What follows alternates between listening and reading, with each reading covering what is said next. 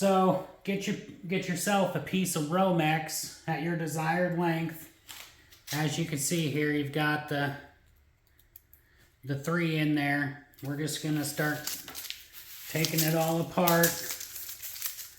Take that out of there. Get that out of there. Here's one. One's ready to go. So we've got to strip the insulation off of these 2 wires.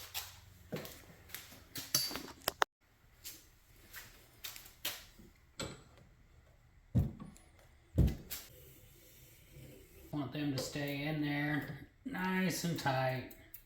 Okay.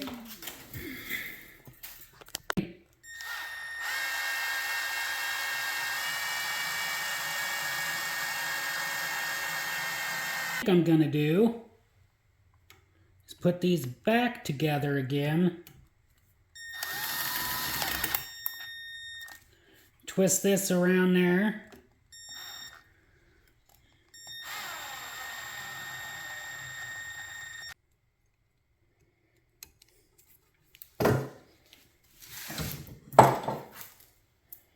There it is.